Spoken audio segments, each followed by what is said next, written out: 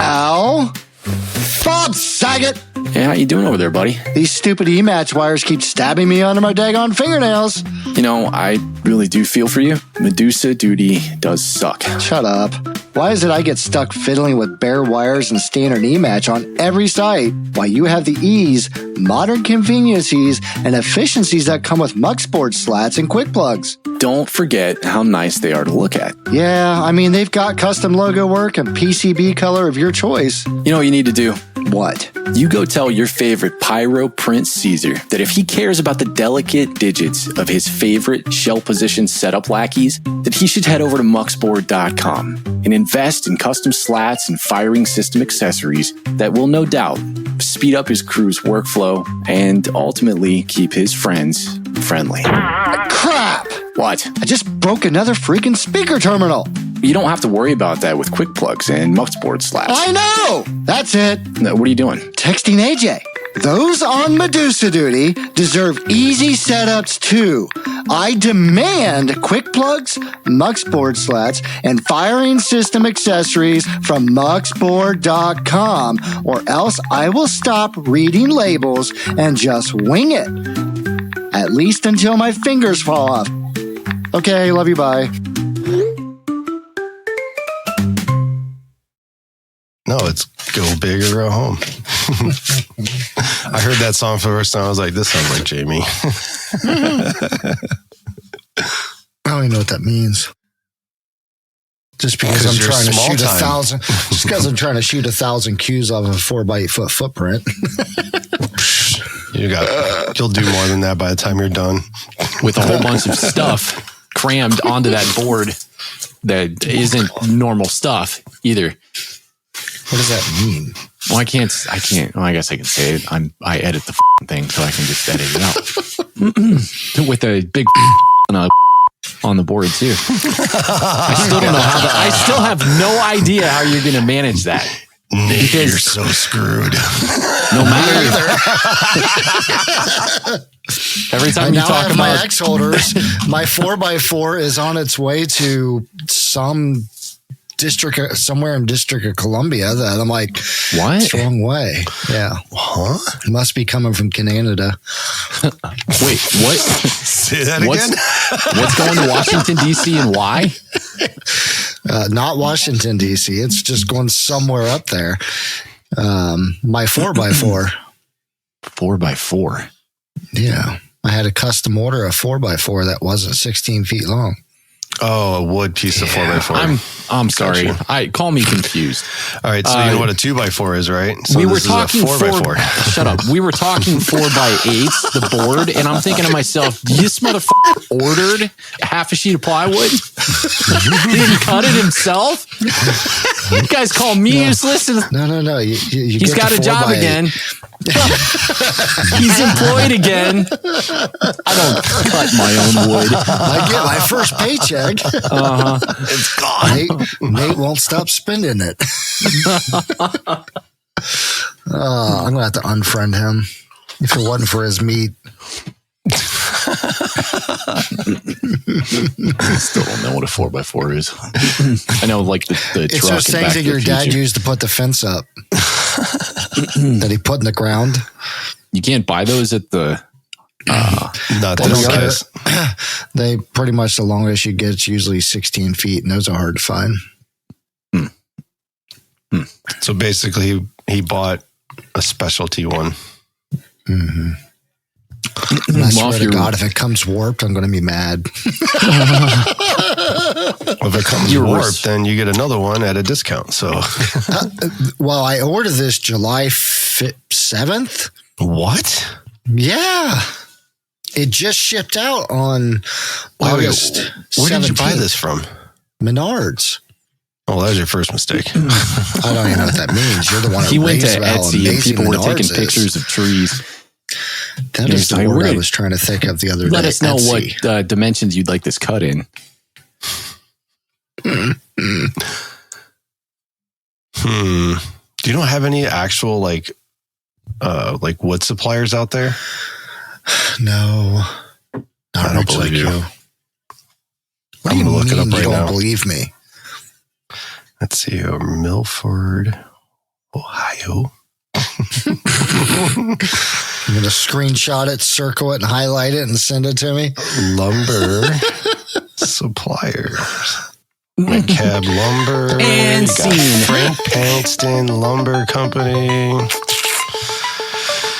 Oh, there's a ton of them around you. Welcome to the Rhythm Pyro Podcast, where Posey, AJ, and Jamie ignite your passion for pyromusical show design while testing the very limits of your capacity for stupid.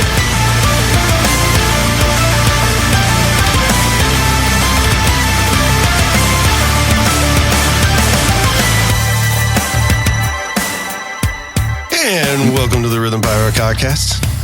The Rhythm Pyro cast? No, the codcast. Maybe that's what you the heard. Fish? Podcast? I heard welcome to the Rhythm Pyro cast. That's not what this is. Wow.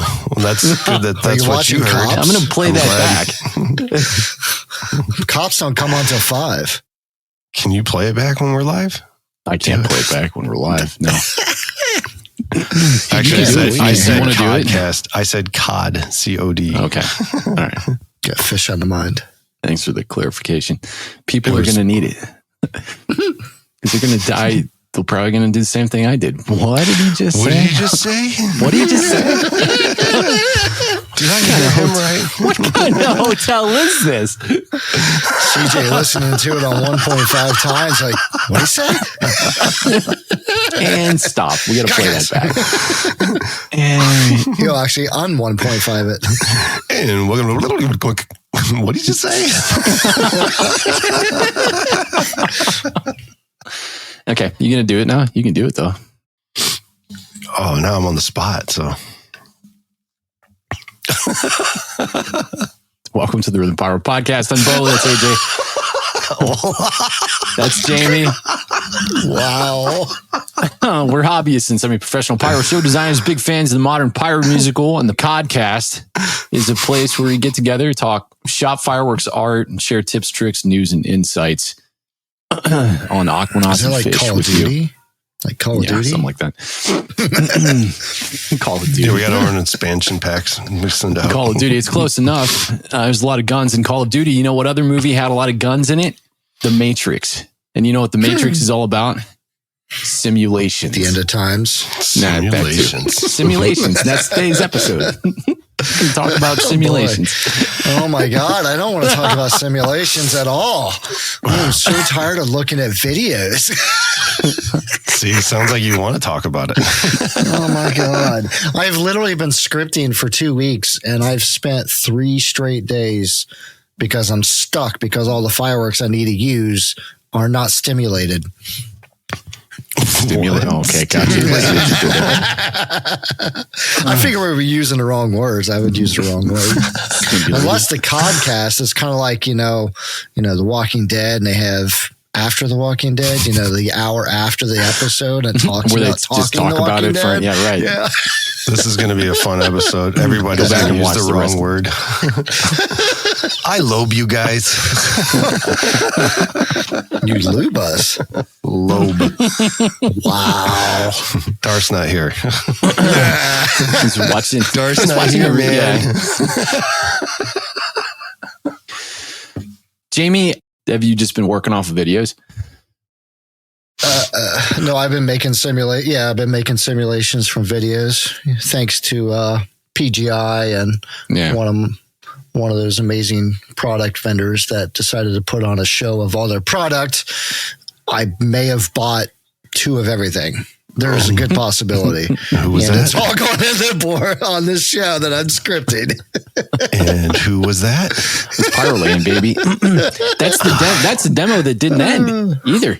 Oh my God. It just kept going that's and going true. and going and going.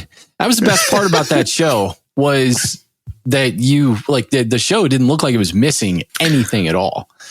And then No, and it's self cleanup too because it just burned everything to ashes afterwards. Cleanup. right. Oh man, that was beautiful. Yeah, Yeah, there was they a got lot beautiful. of vibrant colors in there. Being not knowing if it was purple or blue or whatever. All I know is when I saw it, I was like, man, those are like the extremely colors. colorful. He did a part with the sea blue peony with a purple, peony with a jellyfish or something like that. Didn't we get those? That I did.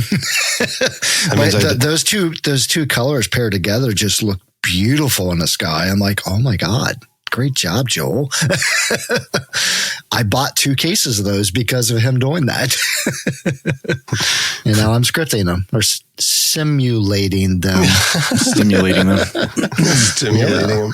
Yeah, keep the words right, Jamie. Stimulating them. And I'll tell you what, the video program, the little thing you made for me, oh my God. Best What are you thing talking ever. about? I love What are it. you talking about? You got to remember, there's more than 3 of us here. I'm talking about the Reaper program you got me set up on. Okay. I love it. Love it. Oh, it's great. Being able to slow everything down and I can compare multiple videos at the same time. Correct. Right. You can throw as many tracks as you want in there. There was many videos in. Look at him. You just blew his mind. You can play video in Reaper? Yeah. Mm-hmm. Yeah. Oh, you can. Oh, yeah. That's great. What? You sure can. Oh, my God. Yeah. Oh my so God. Another learning session with Bo later. Trust me, I spent several hours when I accidentally deleted my video box. And I'm like, oh my God, I'm not calling Bo. He's busy. I spent an hour clicking on this button. Nope, that wasn't it. That wasn't it. That wasn't it. And I'm like, I found it. Another Okay, Yoda training video. For folks that don't know what we're talking about, pyromusicals typically revolve around your understanding, or at least a clean and concise understanding of what your effects do. And if you have visual simulation software or just visual design software, period, that gives you the means to see your show before your show ever goes up.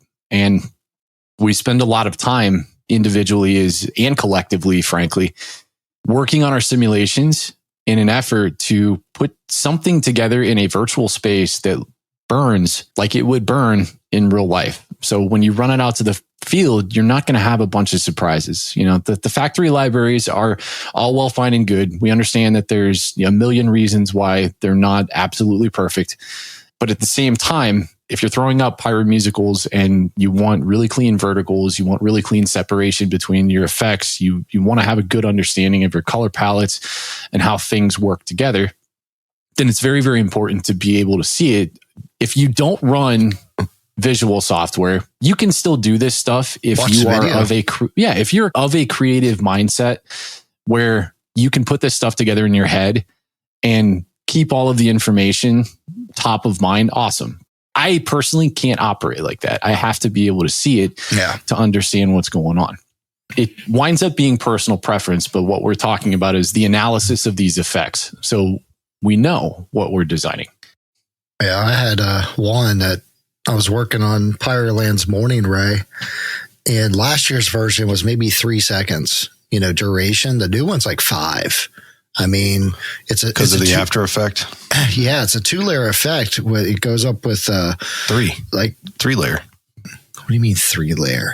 Well, it goes up in a brocade mine, then into salutes, and then to red falling. What would you call it? No, that's 2 different effects going on there. So Morning Ray is reports with the mine that you're talking about, but that mine goes all the way up, and then it just trickles down. So last year's version was maybe 3 seconds. The new one, they almost burned to the ground. So with that 2-layer effect, it's like hard to visualize, and trying to get the timing on there. I was working on that, and it's like, oh, that looks amazing. What you're thinking of is he had his red strobe with silver lace or silver fallen leaves going off at the same time. So that red strobe was a different slice. Which is another awesome effect. Yeah. No, Nate said that he talked to Joel and that was all one effect. He said he had the new factory batch of those. No, Morning Ray is a salute with the glistening mine that you're talking about. And then the other one is the red strobe with the silver falling leaves or whatever it's called. Glistening mine. I swear it was red, dude. No. I gotta watch the video. Mine was not red. Did it the was like colorblind white. guy just say, I swear it was red? It's because there was a red strobe slice going off at the same time. Yeah. There was two effects going off at the same time. Either way, I got a question. What the hell does this have to do with simulations? Creating it. I was trying to script, and I had to create that effect because you keep of that. me on my feet because I have to figure out how to take all of this stuff and then somehow connect the dots. Well, that's because AJ went down a different route. I was just asking a question on the effect. Just leave all this the way it is, man. This is that. Everyone knows how we are, so just leave it. Yeah. Squirrel. You do have to have a good understanding of the effects to know what you're designing. This is kind of a tool thing. In Finale, you have to know VDL. In ShowSim, AJ, how do you find your effects? If you wanted a brocade, would you go to a library and then hunt for a brocade? Is that how it works in ShowSim? Correct. I just look for a brocade and then one that was... depends on what kind of brocade, I guess, technically. Yeah, right. I think would all of us agree that to be able to create the effects, you'll make your life easier if you learn and to identify the effects as, for what they are. Yeah. Mm-hmm. So with that said, how did you guys learn what the effects were? I asked AJ. The name of the effects. Yeah, I mean, consumer fireworks, though, that's difficult because a lot of times Right. And I guess it could say, like, I've seen a bunch that said, they're dahlias. And then when it breaks, it's like, well, it looks like a peony to me. Right. But before Before it's a peony, though, like you have no recollection of what that is. Doesn't Finale have a VDL library? Not a library, but like a definition. ShowSim? No, not yeah. ShowSim. I mean, I'm just saying, like, out loud. Like, I gotcha. They got a generic one. Generic effects. Why no generic VDL effects? verbiage. Yeah, that's it. He's talking about in the help one where it tells you a name and then it describes what it is, kind of thing. I think you have to go to the website. Yeah. There's resources out there. I learned personally just by screwing around in Finale. It was extremely generic effects. Yeah, it's extremely telling just to go through and click on effects and see what names represent each effect that you're seeing, and then you learn that stuff over time. And you could type in words and be like, "What?" Mm-hmm. Right. Like very, very. It depends on how many varies you write. It makes a difference. Yeah. Sparse. Never knew that word before. Yeah. What was they added the verbiage last year that took some of the symmetry out of some of the really perfect astrometric. Asymmetrical? Asymmetrical. They call it something else though. It's got its own Random? slider. No. I can't remember. Oh, you're talking about the effects editor? In the effects editor, there's a slider for it. There's a slider for about a billion things in the effects editor. They got a randomizer on the effects editor now. Yeah.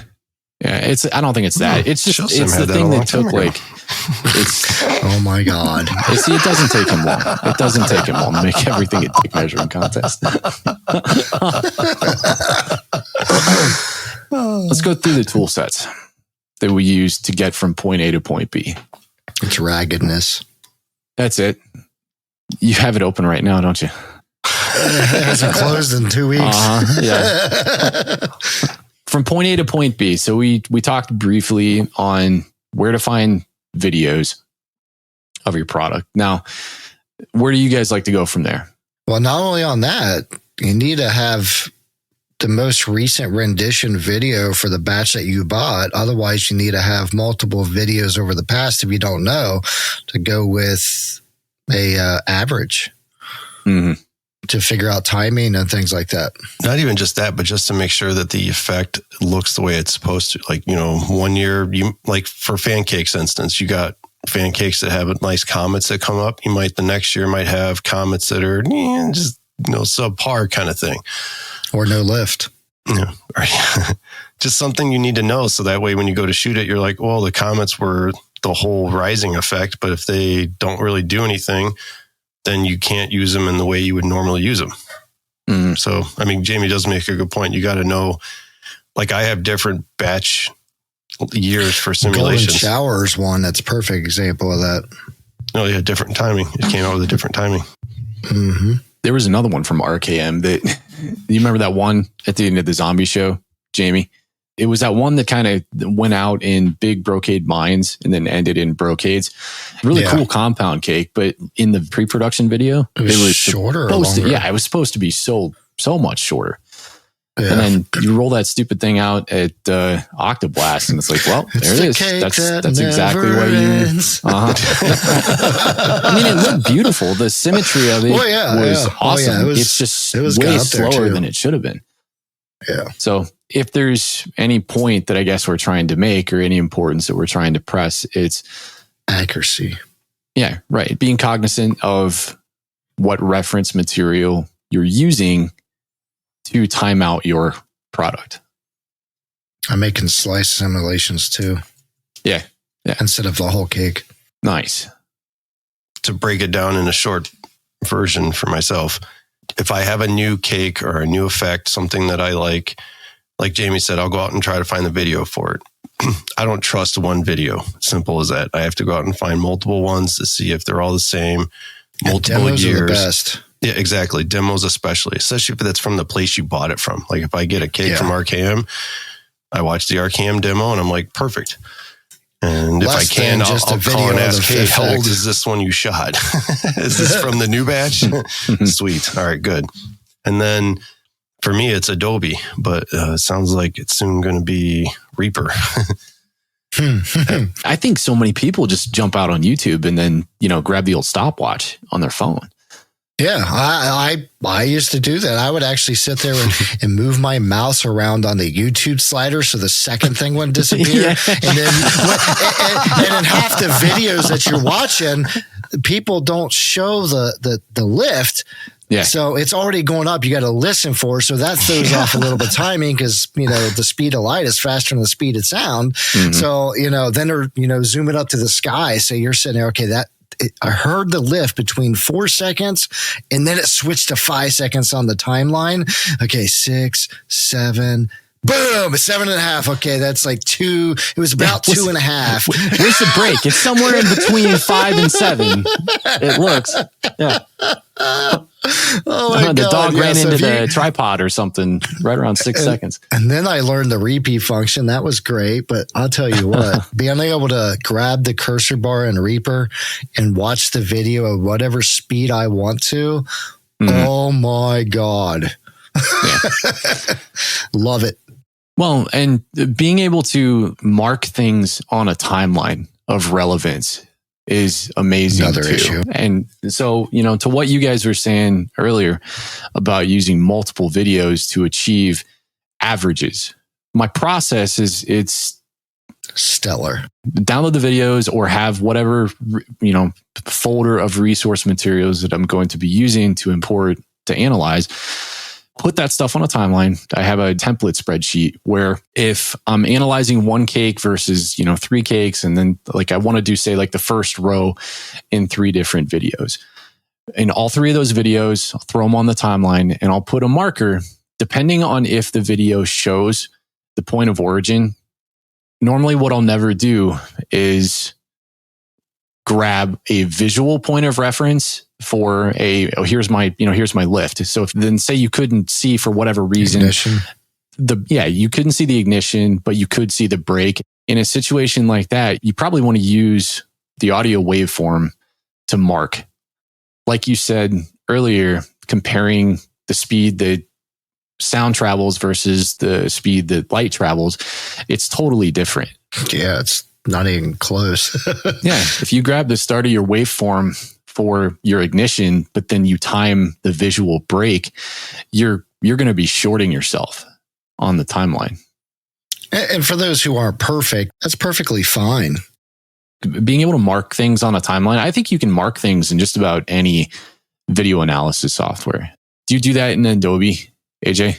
Yeah, Adobe Premiere Elements. Put the markers on the timeline. Correct. So I just mark it from like first light to like, breaking light, as I call it. Mm-hmm. And then I add things in between there as well. Like if it has something with a tail, I'll mark the first time I can tell that the tail's prominent, and then mark. You ask Amber about on that? its and then, no, I can see the light. I don't care what color it is till afterwards. And then I like to mark the comet on the way up, because like comets they don't burn from the ground to the sky. They chase each other. So some will burn for a long period and leave a long comet. They'll gradually be long, and then the tail will catch up quickly to it.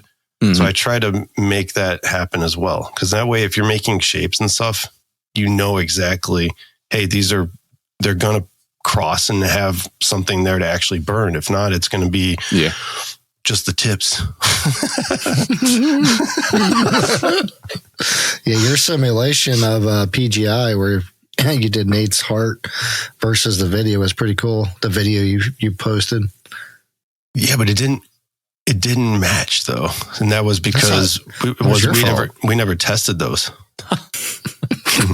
Well, we had no idea. We were just like, well, we can't get these, so we're using these. Yeah, exactly. I used an effect that I've already used and knew how it was going to act. But that case in point exactly explains why you want to get your timing. Whether visually it looks exactly like you wanted to, color or density or whatever like that, the timing is very key if you're trying to do precise measurements like that when not you just create timing, that simulation. But distance is burn time, like that kind of thing. Besides the time, it's the distance too, and how long it is. This is going to be so bad. I'm sorry, Bo. How do you judge your relative distance? Typically, I mean, it's easier to do when you have a full display site and you have points of relativity, and then whoever created that display, for example, can tell you, my positions are X distance apart, because it gives you kind of a relative different distance, when you see that on design software. A few times that I have tested, let's just say a comet, I will actually put it on one way end and then I'll walk down and I'll be like, all right, let's go 250 feet. He chases it like a dog. No, and I just let it fire and see how far it shoots over to me. Ready, go, Amber, fire! See if you can hit me. I missed it. So are you telling me you shoot comets horizontally on the ground? Is that what you're saying? So, let me finish. Yeah, so I shoot them at like I'm trying to understand. I'm shooting like a 70-degree angle, basically, so that it's coming over towards me. But I'm obviously out of the way. It's not coming at me. And I'll see how far it shoots in that aspect and say, God, this is terrible advice, man. Oh my God. How is it terrible? Do not try this. No. Okay, just rephrase. Take two. Right. It's a real instance of take two. And action. So I'll take a comet and shoot at like a 70-degree angle. All right. And it'll be in front of me by like 100 and something feet, and I'll be 250 feet down to where it's shooting. So that way, when I fire it, I can see where it drops off at. What point does it reach? And if it shoots farther than where I'm standing, then I'll move down a little farther and I'll shoot it again. And I measure the distance from there to the actual place it shot from. And then when I shoot it vertically, because we know that shooting horizontally, it's got a lot less gravity onto it. So then I'll shoot one vertically, and I use a drone for that, or a tree or something that I can take some kind of measurement off of and go off of that way. Is it the same gravity or is it different resistance? Well, gravity is the resistance. Is it the same gravity? The same? Yeah, no, he turns on Jupiter's gravity. It's only gravity. Because in the simulation, there is no gravity. Remember, you can jump a building in the Matrix. It's in your mind. That's it. Perfect. There it is. Well done. On that note, which pill would AJ choose if he can't tell which color is which? Both. They're the same. Yeah, I like them both. No, man, we picked the blue pill. We decided to stay in the simulation tonight. I kind of want to be in, but out at the same time. Yeah. Like a little bit of both. I don't want to commit. Yeah, exactly. Excuse me, Morpheus, do you have the cream? What? Wow. What about You know what you Jamie? should do is you should tear like 500 pieces of tin foil and then put like little squares of tin foil like every 20 feet. Let's see if it shines. Why would And I then do you that? you say, oh, got it. Died right there. Oh, number 38. Stop seeing the reflection on number 38. Why does it have to be 10? Oh, okay. Yeah, there we go. I just do it during the day. It's a lot easier. It's actually amazing. Shooting fireworks in the day makes it so much easier to get measurements of such. I mean, you can still see it burning. When you shoot a comet, you can see the star burning. It's not like it's invisible. It's just you can't see the color, which who cares? Right. You know what it's supposed to look like. So as long as you can see the stars and the burn pattern. Yeah. For me, you ask me how I do it. I don't. I ask the professionals. Yeah, okay. I let other people do it, and then I pander 30 to them. millimeter And then kind of goes, this high, and that's what I use for 30 millimeter. And then I say, hey, AJ, how high does a 20 millimeter go? How high does a 22 millimeter go? Okay, cool, thanks. Well, that's different. I mean, how many times everybody asks everybody when they shoot something, especially if someone shot something in a show, and you're like, hey, I saw this in your show. But was this that cake behind it going off, or was that this cake right afterwards? And as long as that camera is stationary that's filming that, I mean, you can basically judge it off of that too. If you're like, oh, hey, I've shot like that 10-shot Dominator mammoth cake before, and I know about the height of it. But then when you shot that comet or that mine after it, you kind of pinpoint where it is compared to where that break was before. And that'll give you a good guesstimate of where you think you're going to end up. May not be exact till you do your own testing or such, but it gives you a really good platform to go off of. And then same thing with watching someone show. If they shoot something and they're shooting it horizontally, you can ask them, hey, do you mind telling me what was your station spacing? And that way you can judge off for yourself. You remember when we did New Year's Eve and I screenshotted like the video of what we tested.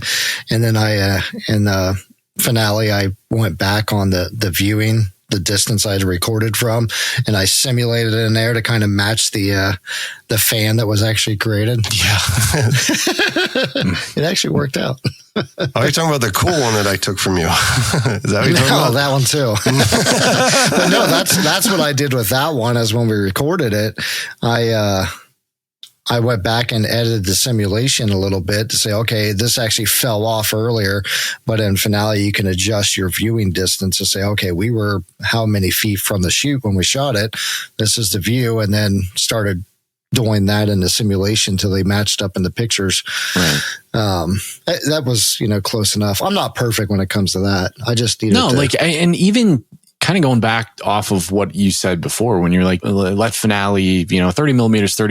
So I'll just say 30 millimeter when I initially draw it up. Like if you're not doing the distance measurements right away, like that's not a big deal, because chances are just wing it. Well, no, you're going to video your show, right? Exactly. You wing video it your and then show. You modify it afterwards. Exactly. Because or you test. Yeah, your distances, or you can go and test. I mean, you can totally do it in retrospect, because a mine's a mine. Yeah. Once you have that's that, not technically true. Yeah, that's true. Zing. Once you have that information, that product is always going to be in your library the next time that you dive in your library to use that product. So you shot it in one show and it wasn't perfect. You can probably save yourself. And if you're not doing it in a competition show and you want to throw it in something and not waste a bunch of stuff, as Ellery would say, you can get away with doing that stuff. Just, again, make sure you're learning something from the experience. And make sure that when you're shooting something, like going back to what Jamie was saying, when we did that New Year's Eve fun shoot, that was the first year I shot the 2-inch golden comets by Dominator, the 50 millimeter ones. Mm-hmm. I saw them at Skyhorse, but I didn't truly understand how far they shot. So you were 100 feet away from them. And then we shot them. And next thing you know, I'm like, ooh, that went really far into the woods. And we were really far away from the woods. So did not expect that. Yeah. It's like, and now I know. Okay. So distance is off by about 100 foot. Got it. And you still did it in the Sky Wars. No, I didn't. I didn't shoot anything in there, dude. You guys are insane. Everything died off right before. Mm-hmm. Mm-hmm.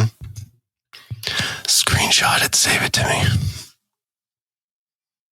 Yeah, you better be willing to back up all of your accusations with evidence, with proof, screenshots and everything, because he doesn't let it go.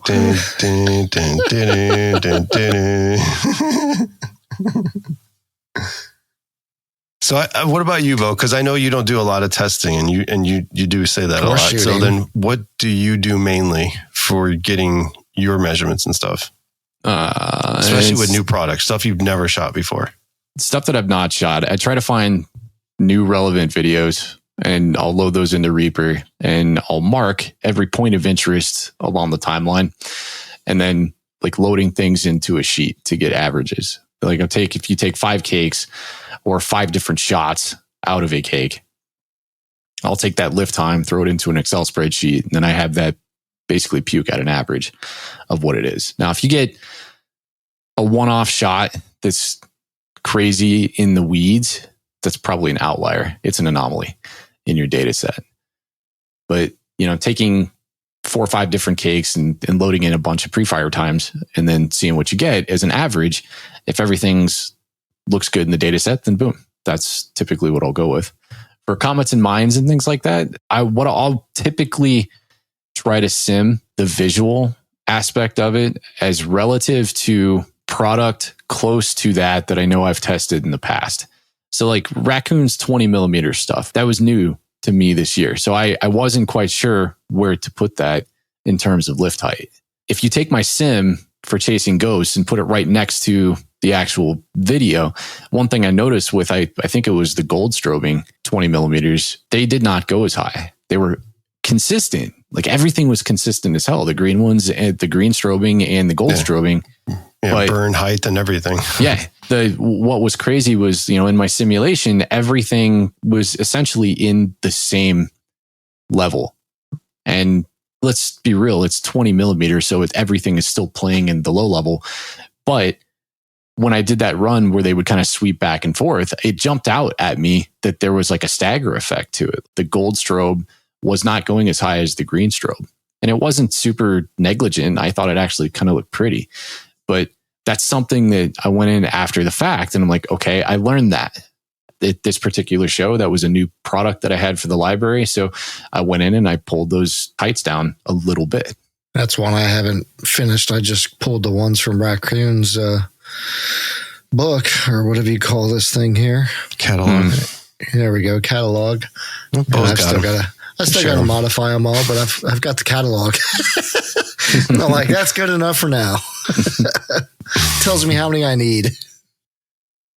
There's something I never thought about this until right now when we were talking about this, especially using a video software. I'd be really interested in this one. Taking comets, a bunch of them, all in the same size, 30 millimeter, 40 millimeter, and shooting them from a standard location with a fixed camera view and seeing if they all rise at the same time, distance height wise. You know what I mean? So like, you know what I'm saying? Like, so I feel like we had a conversation about this before at one point. I know some do rise slower than others, but I guess that depends on what effect it is. Like, a silver comet is a silver comet, but each brand have a different lift kind of feel to it? I don't know. Yeah, you think the weight of that, the weight of the star, and then the lift composition would have something to do with that. But I don't know. Like, at what point, physics and gravity always apply. So, but I see where you're going with that. I don't know if it's just perceived differences where something looks like it's rising slower than something else, but maybe it's because you're just interpreting the effect differently. I don't know. Your brain's There's a interpreting it lot. differently. There's a lot of variables involved too, because That's what I'm saying. Record it and use the video software to prove it, kind of thing. Because that would actually give you a good average to go off on making simulations for stuff that from that brand, especially. Like if you could shoot 4 or 5 different comments from Raccoon, for instance, then there you go. And you're like, hey, you know what? These all rose at the exact same time. They were all about even in footage on the way up. That would give you an idea that anytime you go to simulate one of their effects, you kind of have that rise time and like height prior to doing any testing. And it just popped in my head. Yeah, something to go off of. I would think if the lift is really explosive, then it would appear to rise at least within its first from gun to halfway to its apex. I would think that it would probably come out a little quicker, but I don't know. Sorry, I was trying not to say that's what she said, but I couldn't help it. Oh, God. Of all the things you decide to temper, that's the one. Huh? Oh, okay, that was for Rob. He said that I don't say that enough anymore. So as he goes straight into the name dropping. I didn't say a last name. Yeah, I think after videos, it's a matter of understanding your tool set and working within the confines of your tool set, which is an adventure in and of itself. I usually watch the video and then get a description from the supply house I bought it at. What is it? If I don't have the product on hand, what size tubes are they? Are they 25 millimeters, 20 millimeter, 30 millimeter? Because those are all good reference starts for creating your simulations. So if I'm doing, a slice and it's 30 millimeter tubes, I'll start off with 30 millimeter, whatever that single effect is. And then, okay, it's a white mine, type that in to create the base before it goes into the effects editor to start modifying duration and distances and sparseness and things like that. Being able to look at an effect as over the course of its life and identifying when it starts, when it ends, and what that particular effect is, that's it. That's what you need to create simulations. Everything else is just legwork. There's certain parts into building an effect, though. I mean, how many times have you come across where you'll play with an effect, and I know Jamie's done this before, and it just gets to a point where like you're trying to make it look the way it looks, but there's so many components to it that it starts to get to a point where you're like, how far do I take this one? Perfect example is like Pyroland's horsetail slice. Their horsetails don't explode and just immediately start falling. They have a projectile of that horsetail effect. And, that's a pain in the butt to try to get it to actually throw that the way you want it to. If you're going for that effect, it's annoying. I usually give up. Well, yeah, the horsetail effect is somewhat difficult. Like an actual to get that perceived initial soft break projection. I know what you're talking about because in finale, when you see the horsetail break, typically what you see is just a break of stars that are essentially just being pulled on by whatever the physics are in the engine. Gravity. And you don't necessarily perceive that. Yeah. And you want it to actually project out of the explosion before it starts just trickling down. It's like, no, I don't want it to do that. So wait, what do you guys have on on Finale 3D that, what's it called for what he's saying for like the throw out power, I guess, the explosion? Like it's called velocity. Consumer's trajectory. Wow.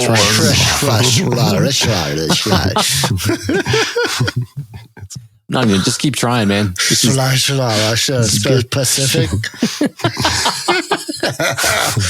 What Pacific stimulation trajectory do you have in finale? What the hell? Well, we got trajectory graph, wind friction. There I mean, there's. Is that it all though? great Wind to friction, me. or is Oh no, my God! No, we got randomized child gravity, randomized brake orientation, pitch, roll, heading, inherent velocity. Are you in the brake? No, I'm doing it all from memory. he's lying to you? You know it. Wow, that's pretty right on, man. Rock and roll. In order, you really too. were at it hardcore last night. Yeah. Huh. No, you'd have to be in the brake. I'm in the brake. brake subdivision. Yeah. For example, I don't have Finale 3D open. Put in a 6-inch horsetail. Create a VDL with a 6-inch horsetail, and tell me if it has that same effect that it does at the small caliber. I know what you're saying. So, because a lot of times the bigger shell simulations, you can kind of go in and bird dog some of those settings and see if you can find the tweak that's kind of like the key tweak that's going to make things look a little better. A lot of times the stars don't burn long enough in some of the smaller caliber effects to do it. Wow. Does it do it or not? No, you don't even want to know what happened. Yeah, we'll talk about that offline.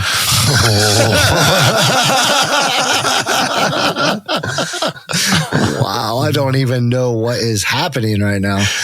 Okay, it's not a ground effect. So why is... I don't think he knows how to describe what he's looking at. That's what's going on. I can tell you exactly what I could describe it perfectly. You remember when you updated Finale after you had all your sims and you pushed play? Uh-huh. Yeah. Everything's pink. Everything is a pink comment. I got you. I typed in 6-inch gold horsetail and I have a pink comment. And I have no clue why it did that. Oh my God. Did you search for that in the library, or did you drop that on his VDL? Usually that happens if you update Yeah, exactly. No, I created an effect. Now, to be fair, I typed in 6-inch horsetail and it came up with a pink line. I typed in 6-inch gold horsetail and it's actually shot a horsetail. Oh my God. Yeah, you usually have to remake it. And that happens if you have a so the 6-inch does the exact issue I have with 30 millimeter. Yeah, there is an effect on the timeline. But to adjust that, you got to go into your brake and start messing with inherent velocity and randomized brake orientation and wind friction, all that stuff. Super easy stuff. Yeah. Super easy stuff. Change it to child's play.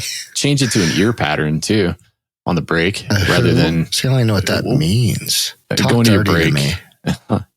You go into your brake section where it's messing with the symmetries, and you can, worst comes to worst, you could probably create your own star pattern. Change the brake pattern. Yeah, change the brake pattern. What's the sphere to bow tie or something? Yeah, change it to ear, and then see what that looks like. Say that word again. Ear. Like the one on your head. Ooh, what is that? What's an ear? It's something that's, you got one on the left and the right, and it helps you hear. Oh, God. It derailed. That kind of helped. Okay. All right. So if we were to break this down into its simplest summarization. Just call AJ. No. Say good reference materials is step one. Good relevant that word you just used.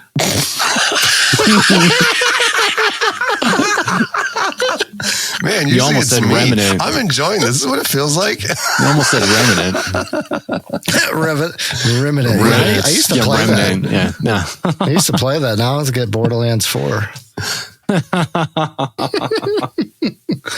Oh, God. Good reference materials, a program to do your analysis in, which could be any video editor on the face of the planet. But I would suggest a video editor versus YouTube only allows you to do scrubbing, which is just really simple frame by frame movement. Just about any video editor will allow you to do that. And then something that will allow you to put markers on the timeline. Little added bonus if you can get a listing of the markers.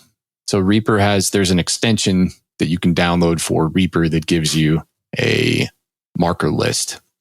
And then what's absolutely beautiful about the marker list is if you have all these tons and tons and tons of markers on a timeline, but you only want to isolate. Yeah. If you only want to isolate, say, your burn time for the red star that you have, and you mark the beginning of it and the end of it, you can go through and just shift click between the start point and the end point on the list, and it will display what that length of the selection is.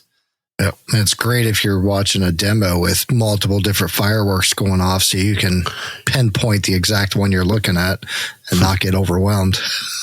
Yeah, right. That too. Yeah. Yep. I'd say also is to, if you find a video where someone has shot that, ask questions on it and ask other fireworks that they've shot in that video. And then if you can't tell, ask if the video was stationary and how far it is away from the effects. Yeah. Mike, the novice pyro, had a really in-depth and cool write-up that he did with, was it his father? That's a mathematician, or he did some calculus, I think, and geometry. And you can use all these mathematics to determine exactly how high something's breaking. It was so well done and super in depth. And I got to go back into the Discord and see if I pinned that. But if God, I hope I did. If I didn't, I will, because that was so good. Oh, there's a word for that. I forget what it's called though. I remember learning it in school. No, I remember doing it. We had to build this thing, and you had to get the distance or the degrees of the moon, pretty much. So you had to take an object that you put this device on, like this measuring device, at the same spot every time, and you measured your whatever point, like to say your neighbor's rooftop or whatever, just to a certain point. And then every night measure that to make sure you were dead on, and then find the moon, and they would tell you the degrees off. Well, in theory, it's the same thing, but you're using it in a math equation kind of thing. As long as your point A and your point B never move, you can and know the distances and heights of those things. I mean, C is just doing the math equation at that point. Yeah. But there's a name for it. I can't math class. I know there's a way to do it. I call it 3-4-5 method, but I know they do it for finding God, what is that called? Right angles, triangles. It's so long since I've been in the field, I forgot what that's actually called. Linear distance. Surveying, when they do like surveying and such. Let's just ask Chad. Chad knows everything. Chad would definitely know how to do this. This is right up his department. And he would rub it in about how smart he is. He's going to punch me in the face Friday when I see him. Okay, so after the tool set, cross triangulation, that's what it's called. Sorry, it popped in my head. I don't know how to know where it just like popped. I'm trying to think of school. I'm like, I went to plumbing school for this. How do I not know what the hell the name of this is? I said triangle 3 times. I know, but then it clicked. And it didn't stimulate you? No. Sorry. Back to simulating. Sorry, bro. We went way off subject.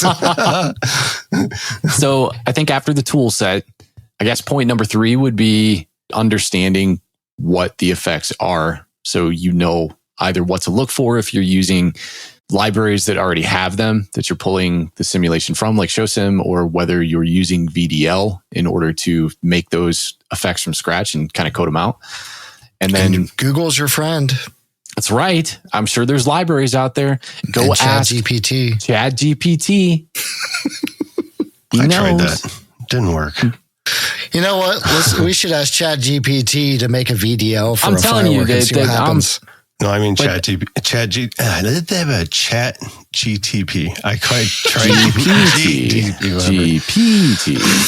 GPT. I tried asking it. I asked it if it knew who Raccoon Fireworks, for instance, was, and it said yes. Yeah. So blah, blah, blah. I'm like, sweet. Do you know that they have a part number? Blah blah blah blah. And they're like, yeah, it's a blah blah blah. It's this, color mine or whatever. I'm like, do you know what finale or 3D finale fireworks is? And they talked about that program, and I'm like, cool, build me the VD or give me the VDL context for that. Like I made sure it understood everything I was saying first. I'm talking about this. Now we're talking about this. And now I want you to put them together. Yeah. And it didn't work. Yeah, no, I can't do it. There's not enough. It is because there's not enough. You have to know the back end of it. That's why. It would have to, there would have to be enough data present to scrub the internet and determine what all that is. And I think the only documentation that really exists is, user chatter in forums and any of the documentation that Will has. They have videos and things like that, but you're talking about the documentation. VDL. There it is. Glossary of VDL terms, VDL colors. Yeah, this is long and distinguished. That's what she said. Luscious Johnson. Mm-hmm. I was waiting for it.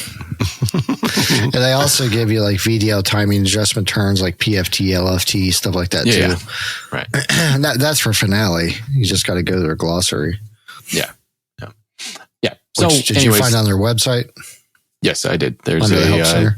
Documentation, finale3d.com/documentation /VDL-effect-glossary.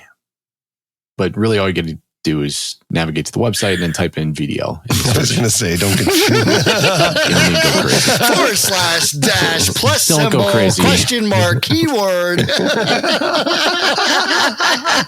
starting to sound like an AJ launch. It's starting to sound like an AJ launch position. It's a VDL webpage. Yeah. 30-1-2. Yeah. 30-1-17. It's like the fronts. Like a social security number. Each one had their own serial or hold on, what is it? Longitude and latitude. That's what the racks. Man, you are on a roll tonight. Latitude, baby. You said latitude. How much? When's the last caffeinated beverage you had? I was just going to ask you how many C4s you had today. I don't know what just happened. No. What's in that cough syrup? I just randomly clicked the button on my monitor. I muted the whole Zencaster. Okay, so Jamie found a really old Coca-Cola bottle and drink it. Oh, those are the good ones. With the stuff floating on the bottom. My uncle made it in his bathtub.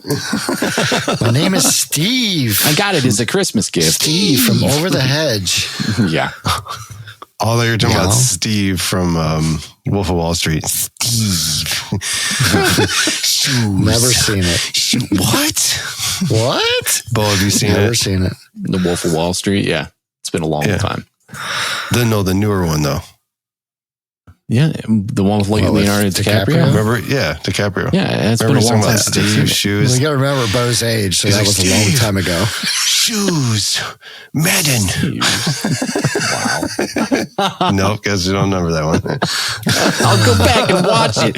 All right. After understanding, now ask me what spoiler room. After understanding your documentation and what effects you're looking for, go back and edit stuff. Don't be afraid to really get in there and modify, change things after the fact. Save components. Actually, yeah, right. Saving components is a really good idea too.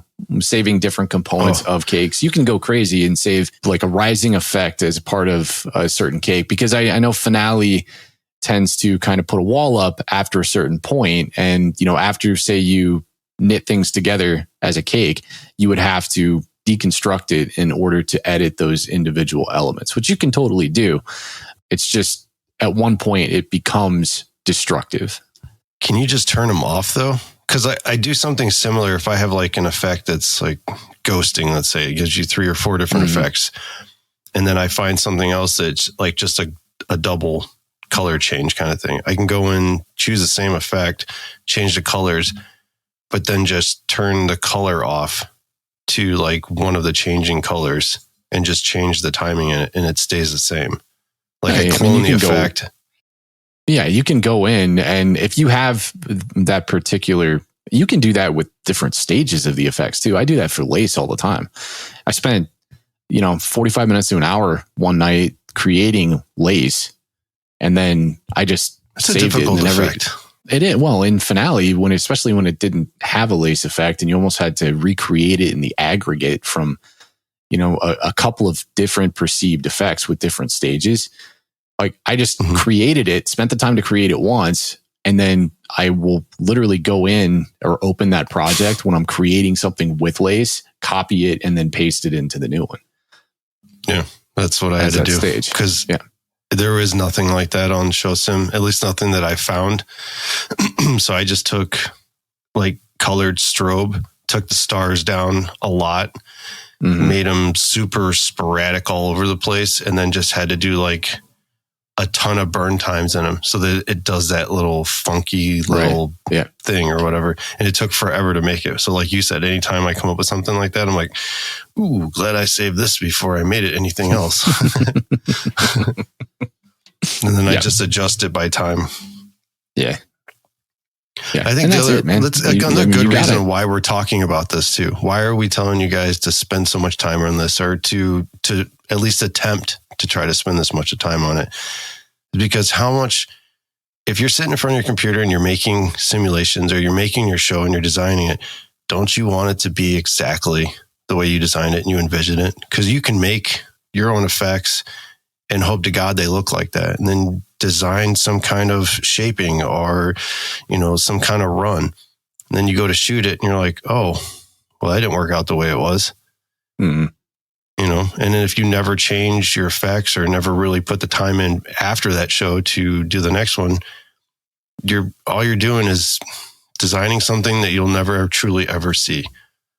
Like I know some people who build effects that they're like, oh, they build an effect. They're like, oh, look at this. This looks so cool. And it's like, are you sure that burns like that? Are you sure? Like how often have you seen or talked to other designers who have, when you ask them like, hey, what'd you think of your show? And then the response they have is, that effect didn't do what I thought it was going to do, or it didn't look as good as I thought it was going to look. And I think so often mentally that designer's almost putting it on, oh, well, the product's just not it's not performing, like it's just not working, or maybe the run didn't look the way it was supposed to. Maybe it didn't burn the way it was supposed to. But without that visualization, it's very difficult to understand how this stuff is really going to perform in space. Understanding how it's going to interact with all of the other verticals and product around it. I mean, it can make or break your visuals. It can make or break a lot of your sight picture. This is not at all any kind of horn toot. I mean, there's a reason that our shows, you can put them next to the simulation and you're going to get a hyper close realization of that show. Yeah. Burnout times and everything. Yeah. It's awesome when you watch these in tandem with each other, because it is the way that you saw it. It is the way that you envisioned it, which just enables you as a creator and as a designer to do your thing. That the brushes and the colors and all the tools in your artistic toolbox are performing for you. And it's because you put in the legwork up front. We know that it's extremely tedious and taxing to do simulations. If you do crazy hyper-realistic simulations with accurate field burn times next to their IRL product, then you're going to be in front of the computer for a while. You're going to have a sweaty ass and a wet leather seat, man. But it's worth it. It's yours for the rest of your life too. Because after that, it's just batch to batch. They're all going to perform basically the same. So making the effect and getting it the way you want it is the hardest part. And then let's say next year something comes out, pre-fire changed by 0.3 of a second. That's just a few clicks, which means the height went down a little bit. A few clicks. The rest of it is still there. And that's the hardest part. Once that's built, after that, it's just changing a few small clicks. Yeah. It's definitely, like I said, it's time consuming, but you got to admit it. Some of it's fun. There's points, I know Jamie's like this too. He's like, there's a lot of beeping about to happen, so I won't do it. So F this and F that and screw this and throw that. And I know I've been there. Let's just try to make this thing. And it won't. It's like, calm down, man. But at the end, that has to not know in my verbiage. What? Do you have It's a learning? There's a learning curve. Yeah. When you don't know your VDLs and you don't know what raggedness is and inherent velocity and the word that Bo used earlier from sphere to, bow tie to whatever else he decided to say, those all take time to like, and then you know what you need to do. It doesn't take nearly as long. It's just like when you first learn to drive a car, it takes you 45 seconds just to get the car in reverse. And then when you're AJ, the car's in reverse before the door's shut. So it's just a learning curve. That's funny. And that learning curve a lot of times is applied to the tool set. Finale's effects editor is not for the faint of heart. You hop into that sucker and you're looking at, there's so many different options, and understanding that hierarchical approach to building an effect and just understanding logically what's happening stage after stage after stage. But if you do it enough, it's going to get easier, and that's why the classes that the guys put on at CobraCon, I don't know if Drew and those guys ever did an effects editor overview. I know in previous years, the effects editor was undergoing changes, but I think that's definitely a worthy class, and there may very well be documentation or footage out there on Finale's website for that. I'm not sure. And for the most part, I mean, it's if you take a generic effect that's on. This is how I played around with. That was the only thing I truly understood on 3D was the editor, because it basically looks identical to ShowSim when you put it up there. The only difference is instead of sliding bars, it's like boxes that you type numbers into for percentages and things like that, which you can do the same thing on 3D. So, but it's a step by step. I mean, all you're doing is building, like you said, from the ground up. Well, it's shooting. You're going down the list as it fires. So it's basically what you're doing. You're going down the list and every little thing that it's going to do, you're just adjusting it. The one benefit I do like about 3D over ShowSim is you're able to pause your effect where you want it and then mess with it and actually see it in real time. Mm-hmm. That's the only thing that I truly like about that editor. Where instead of like, you're talking about the linear timeline in the effect editor, because it has its own. It at a certain point. Yeah. Right on the break, you can pop it there right when it's at its full blossom, and then move stuff around constantly and get it to look the way you want it to look, because you can see it instead of like, all right, well, let me change this, and break test. Nope. There's a couple options in ShowSim, and there's one that will go through the entire lift to break, and then the entire blooming of the effect. But then, isn't there one that just does the break too? Yeah, that's what's the break test. So I can do the full test or a break test. So it's a break test, obviously.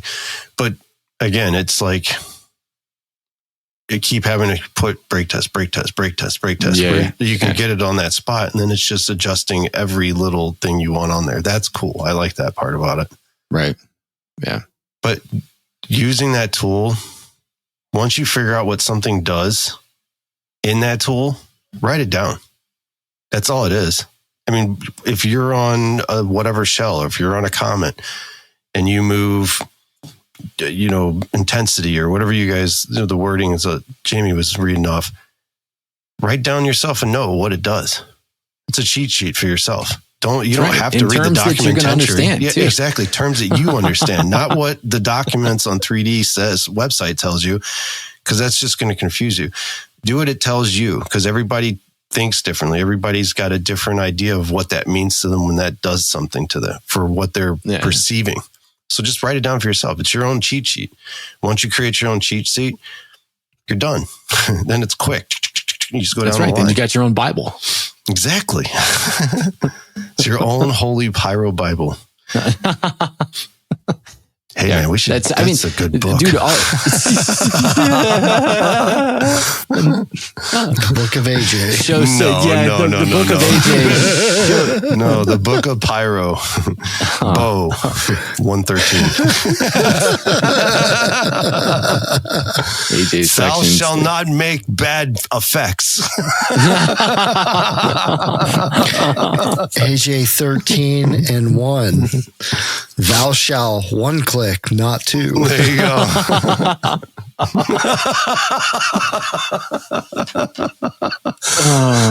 Jamie. And then you got the old AJ and the new AJ. I see what you did there. It took me a second. I get it though. The old AJ and the new AJ. I didn't name it after me. I said Pyro.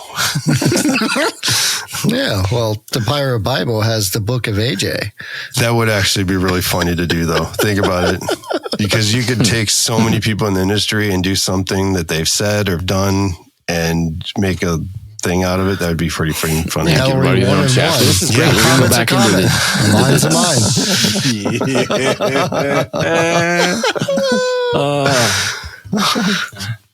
I have a feeling the Gospel According to Ellery would be a popular book. It would be a brutally honest book. Writings. Okay, I think that's probably it we didn't forget anything when it comes to effect creation process. I guess that's probably a simulation. Yeah, save it. Oh, you know what? This is actually I'm glad you brought that up. So I was gonna say something, yeah. Yeah. And I don't, to come to think of it, I think we all, I don't know. I'll ask the question. AJ and Jamie, when you guys create effects, do you save them throughout the process? Do you create a library of like shows that are essentially just a save file with your effect creation palettes in it for one particular effect? How do you guys like to do that? I've actually started making simulations, as much as I don't enjoy it. But I've actually got a folder labeled Custom Builder, and that's like all the pieces and parts I use to make different effects. Oh, cool. And then I label it, like Pyroland, the horsetail, and I got like Pyroland horsetail builder, and then I can go back and use that to modify for another effect, and then I'll create that whatever full simulation is and save that and put it into the Pyroland file. So that's what I've been working on, because I've been trying to clean up my library, which was a whole nother adventure because I lost everything. Don't know why, but I found it. And I'm just trying to get a little bit more organized. But yeah, I created a separate file for just builder components. Yep. That is a great way to do it. And the fact that you do it by component, I think, is pretty awesome too. Yeah, like I got Hot as Hell I'm working on, and there's multiple effects in that NOAB, and I've got all three set up on here right now. Nice. How do you do it, AJ? For saving, for me, actually, the way it shows, it's just automatic. No, it just happens. The show sim, the way it works is it doesn't link like your guys' program to a server. So everything's in the program itself. Now there's a file that you can just go into like program and actually see that file. It's called a DDL file, I think is what it's called. And I just take that file and I move it, and I put one that I had from that Kyle actually sent me, and it's a basic one, and I build stuff in there. So that way, if anything, I ever mess up something or do something to an effect, then I can go back, reset that one, and it's brand new. And then I can go and take my original with all my shows and my effects on there and put it back in its place. And then I just export stuff out. Does that make sense? And then import those effects in there. Unless it's something, it's only when I do that is only when I'm doing something where I'm like, all right, I'm going to be pushing buttons for a while because I don't know how to make this. There is nothing like that on here. And I'm going to spend time playing monkey on a keyboard. But for the most part, as I'm making something, I will save, kind of like what Jamie was saying. If I find a good spot where I'm like, hey, that's actually a really nice description of a way a cake mine looks. I'm going to save this it right then and there. Yeah, and exactly. then start over again. And then because clone it. It will crash. Yeah. Yeah. I don't know if it'll crash, but I'll clone that effect and then continue on. And then if I get it to another point, I'll save it again and then clone it again and continue on kind of thing. And then once I'm finished where I want it to be, then I'll just go back and delete the last few. But I have my own folder for that too on there. Are you saying for finish? building only? Huh? Finish. Are you saying pinish? Pinish? I was just checking. What is wrong with you tonight? I don't know. It sounded like you said pinish. What's a pinish? I don't know. I was going to ask you. I think it's a language. I don't know. Fruken, freaking, harigan, I'm done talking about it. Stop talking about it. Stop talking about it.